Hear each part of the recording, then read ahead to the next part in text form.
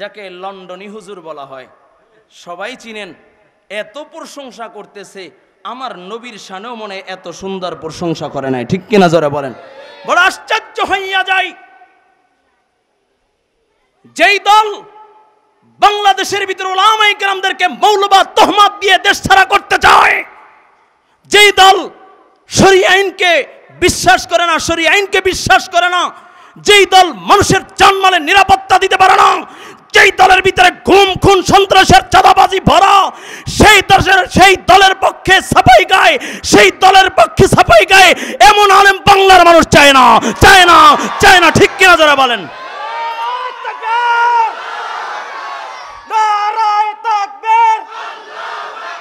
ইসলামের শত্রুরা,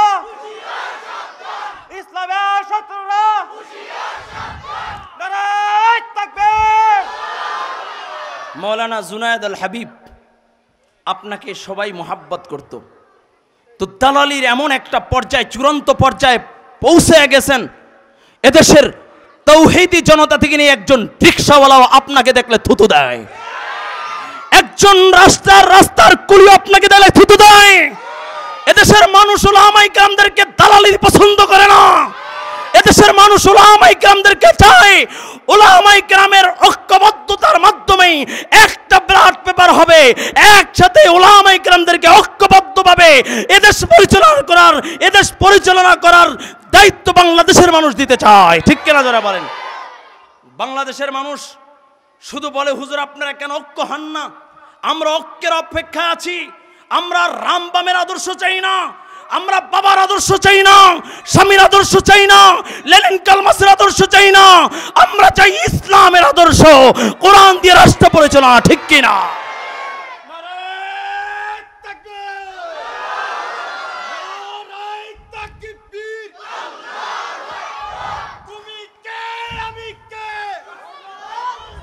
মৌলবাদ, মৌলবাদ,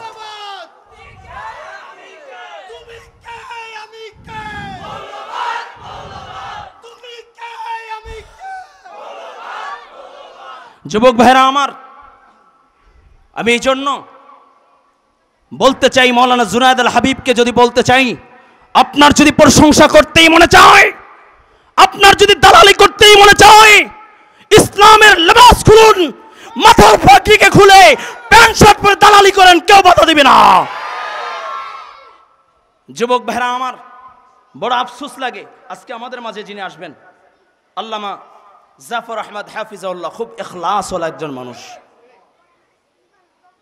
যাদের চেহারার দিকে তাকাইলে আমার নবীর কথা স্মরণ হয়, যাদের কথার দিকে, চেহারার দিকে তাকাইলে আমার রবের কথা মনে পড়ে, ঠিক কিনা যারা বলেন। উলামায়ে কেরাম দালালি করবে এদেশের মানুষ চায় না, ঠিক কিনা যারা বলেন। এদেশের মানুষ চায় উলামায়ে কেরামের নেতৃত্বেই সব মানুষ চলবে, এদেশের মানুষ চায় উলামায়ে কেরামের নেতৃত্বেই সংসদ চলবে, এদেশের মানুষ চায় উলামায়ে কেরামের নেতৃত্বেই এদেশের সমাজ রাষ্ট্র চলবে, ঠিক কিনা যারা বলেন। কিন্তু আজকে উলামায়ে কেরামদেরকে সামান্য মিলাদ আর বিয়া আর জানাজার জন্য বানায় রাখছেন। ও যুবক ভাই, যতদিন পর্যন্ত আল্লাহর কোরআন রাষ্ট্র ক্ষমতায় না আসবে, যতক্ষণ পর্যন্ত ইসলাম দিয়ে রাষ্ট্র পরিচালনা করা না হবে, ইসলামী শরীয়ত আইনকে বাস্তবায়ন না করা হবে, ততদিন পর্যন্ত মুমিন তুমি শান্তি পাবে না, শান্তি পাবে না, ঠিক কিনা যারা বলেন।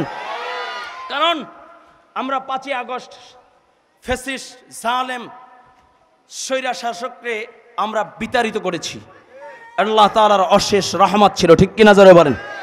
এই ফ্যাসিস্ট জালেম সরকার বিতাড়িত করার পরে উপদেষ্টা মণ্ডলীতে যারা বসেছেন, তাদেরকে বসানো হয়েছে দেশ সংস্কার করার জন্য, ঠিক কিনা যারা বলেন। কিন্তু আমরা তাকাইয়া দেখলাম, তারা দেশ সংস্কার করতে আইসা তারা আল্লাহর কোরআনকে সংস্কার করতে চায়, আল্লাহর কোরআনে আইনকে সংস্কার করতে চায়, ঠিক কিনা যারা বলেন। এই জন্য তন্ত্রমন্ত্র আর মানুষ রচিত আইন দিয়ে কোনোদিন ইসলামকে বাস্তবায়ন করা যায় না, মানুষকে মুক্তি দিতে দেওয়া যায় না, ঠিক কিনা যারা বলেন। যদি প্রকৃত শান্তি যদি পাইতে চাও, তাহলে আল্লাহর কোরআনের বিকল্প নাই, ঠিক কিনা যারা বলেন। এই জন্য আল্লাহর কোরআন দিয়ে রাষ্ট্র পরিচালনা হোক, কে কে চাই? আল্লাহু আকবার।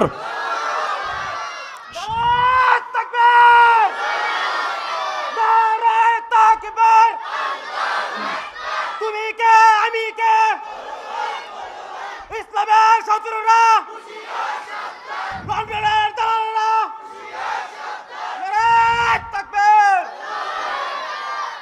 আল্লাহ আমাদের বোঝার ও আমল করার তৌফিক দান করেন। জোরে বলুন আমিন।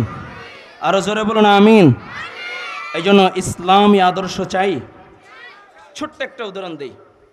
ইসলাম যদি ক্ষমতায় আসে, অনেকে বলে হুজুর ইসলাম আসলেই তো হাত কাটা হবে, ইসলাম আসলেই তো নারীর অধিকারকে কেড়ে নেওয়া হবে। ইসলাম নারীকে অধিকার দিয়েছে সবচেয়ে বেশি, ঠিক কিনা? আইয়ামে জাহিলিয়াতের যুগে আমার নবী যখন আইয়ামে জাহিলিয়াতের যুগে আমার নবীকে যখন আল্লাহ প্রেরণ করলেন ইসলামী আদর্শ দিয়ে, যখন হয়েছিল মহিলারা অপদস্থিত, অপমানিত, লাঞ্ছিত, এমনকি তাদের পিরিয়ড হইলে একই ঘরে স্বামী স্ত্রী থাকতো না, যে গ্লাস দিয়া মহিলারা পানি পান করতো ওই গ্লাস ধরতো না। শুধু তাই না, যেই ঘরে প্রবেশ করতো ওই ঘরে পুরুষ প্রবেশ করতো না, এতটা অবহেলিত ছিল। তখন আমার নবী উম্মতকে শিখায়, কয় পিরিয়ড হইলে, ঋতুস্রাব হইলে তখন স্ত্রীদেরকে নিয়ে একই প্লেটে খানা খাওয়াইয়া আমার নবী আয়েশাকে নিয়ে খানা খায়া উম্মতের মেজে রেখা দিল। কয় মেয়েরা অবহেলিত না, মেয়েদের সম্মান আর ইজ্জত দিয়েছে আল্লাহ, ঠিক কিনা?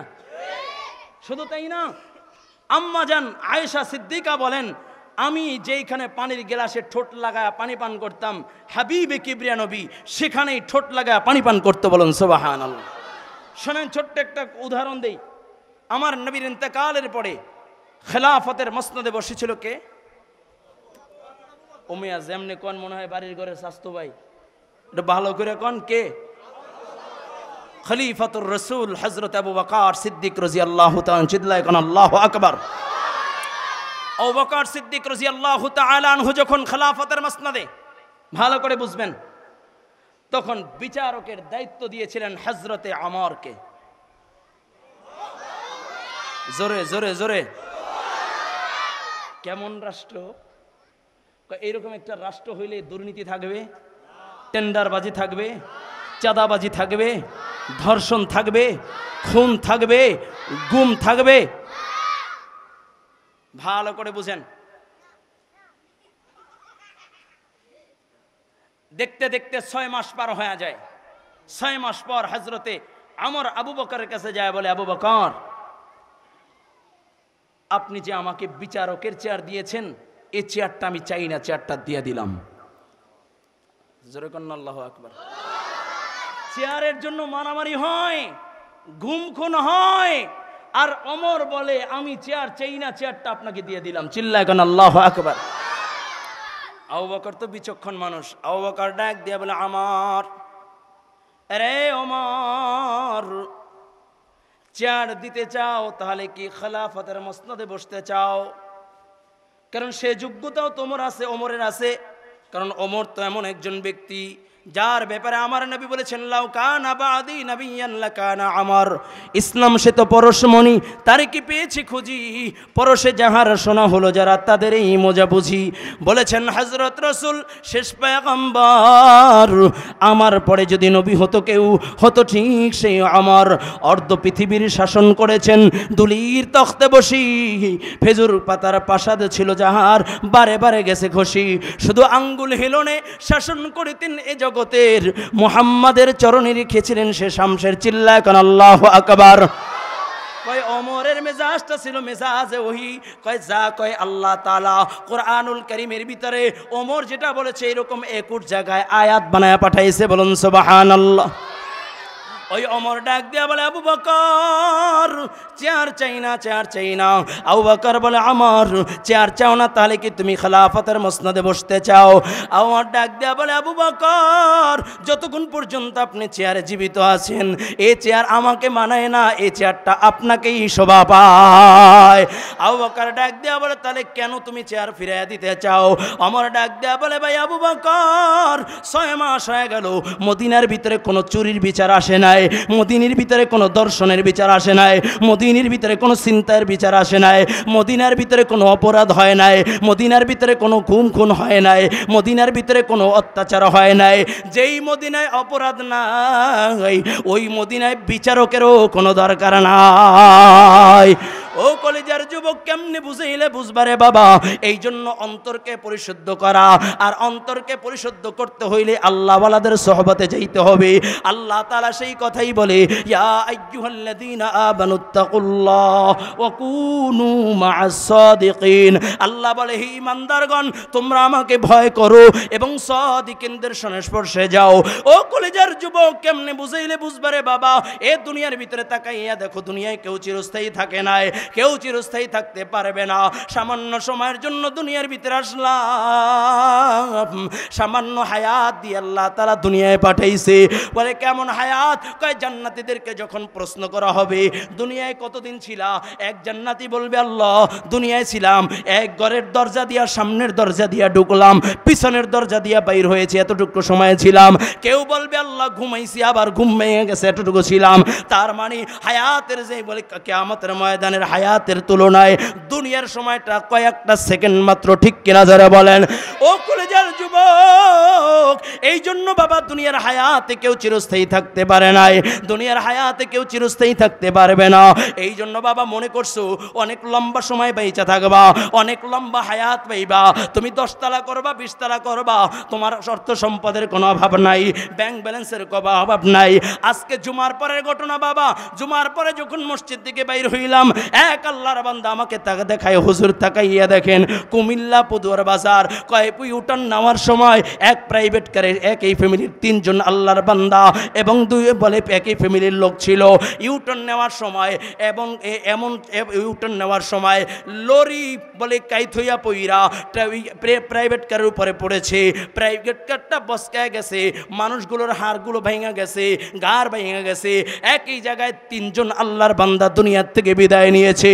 ও কলেজের যুবক, কার কখন ডাক চলে আসে জানা নাই। কি নিয়ে রওনা করছো বাবা? আমি ইমরান হোসেন মুজাহিদি এখানে কথা বলতেছি, এখান থেকে নাইমা ঘর বাসায় যাইতে পারবো কি পারবো না গ্যারান্টি নাই। এই জন্য বাবা কোথায় রওনা করলা, কি নিয়ে রওনা করলা, কেমনে তুমি কোথায় রওনা করছো? এখনো সময় আছে বাবা, তওবা করো। অনেকে প্রশ্ন করতে পারে, হুজুর আমার তো গুনার কোনো অভাব নাই, আমার মতো পাপী এই ময়দানে আর কেউ নাই, আমার মতো গুনাহগার আর কেউ নাই। আমার তো মন বলে এই মজমে আমার মতো গুনাহগার আর কেউ নাই। আমার হাতের গুনাহ আছে, আমার পায়ের গুনাহ আছে, আমার জবানের গুনাহ আছে, আমার চোখের গুনাহ আছে, আমার মতো পাপী মজমে আর কেউ নাই। এখন যদি মালাকুল মউত চলে আসে, জাহান্নাম ছাড়া কোনো উপায় নেই। ও কলেজের যুবক, কি নিয়ে রওনা করছো? এই জন্য হাবিবে কিবরিয়া নবীর একটা নসিহত শুনাইয়া যায়।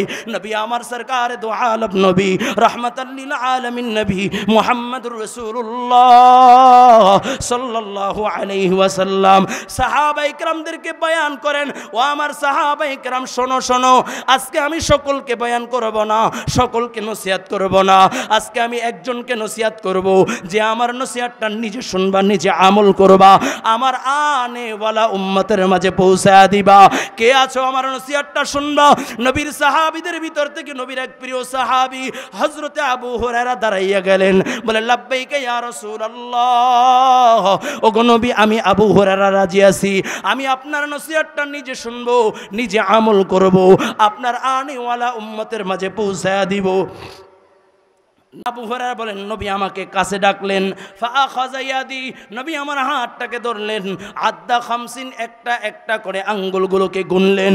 এরপরে নবী আমাকে নসিহত করতেছে, আবু হুরায়রা ইত্তাকিল মাহারিমা তাকুন আবাদান নাস, আবু হুরায়রা গুনাহ ছেড়ে দাও, আল্লাহর প্যারা পছন্দের বান্দা হয়ে যাও, গুনাহ ছেড়ে দাও, আল্লাহর মাহবুব বান্দা হয়ে যাও। ও কলিজার যুবক, গুনার মাধ্যমে আমল নষ্ট হইয়া যায়, গুনার মাধ্যমে ঈমান হালকা হয়ে যায়, গুনার মাত্রা যতই বাড়ে তত ঈমান নষ্ট হইতে থাকে, ঠিক কিনা জোরে বলেন? যুবক মনে রাখতে হবে, আল্লাহ পাক রব্বুল আলামিন দুনিয়ায় তোমাকে পাঠাইছেন, ঈমানের মতো দৌলত দিয়েছেন। নবী আমার বলেন, আখলিস দীনাকা ইয়াকফিকাল আমালুল কলিল, নবী আমার বলেন উম্মতেরা ঈমানকে মজবুত করো, অল্প আমলই নাজাতের জন্য যথেষ্ট হবে। ও বাবা, ঈমান যদি না থাকে তাহাজ্জুদের কোনো দাম নাই, ঈমান যদি না থাকে বলে ইশরাকের কোনো দাম দাম নাই, ঈমান যদি না থাকে দান সদকার কোনো দাম নাই, ঈমান যদি না থাকে বলে হজের কোনো দাম নাই, ঈমান যদি না থাকে রোজার কোনো দাম নাই। আর ঈমান যদি থাকে, ঈমানের উপরে যদি অটল থাকতে পারো, এরপরে একবার সুবহানাল্লাহ বললে আল্লাহ জান্নাতের ভিতরে একটা গাছ লাগাইয়া দিবে। একবার আলহামদুলিল্লাহ বললে আল্লাহ তাআলা 2 মিজান বরাবর সওয়াব দিয়া দিবে। সুবহানাল্লাহ। এই জন্য ঈমান মজবুত করার দরকার আছে কি নাই? আরো জোরে বলেন। গুনাহ কইরা না গুনাহ ছাইরা? প্রশ্ন হইতে পারে হুজুর, অনেকেই প্রশ্ন করে হুজুর আমার মতো পাপী আর কেউ নাই, আমি এত বড় গুনাহ করেছি, এত গুনাহ করেছি, আমার মতো গুনাহগার আর কেউ নাই। আমি বলি ভাই, তোমার গুনাহ যদি পাহাড়ের চেয়েও বড় হইয়া যায় তাহলে শোনো আমার রব বলে ফাকুল তুস্তাগফিরু রাব্বাকুম ইন্নাহু কানা গফফারা। আল্লাহু আকবার। রব কয় বান্দা তোর গুনাহ যদি পাহাড়ের চেয়েও বেশি বড় হয়ে যায়, আমি আল্লাহর গফফার নামটা তার থেকেও বেশি বড়। বলুন সুবহানাল্লাহ।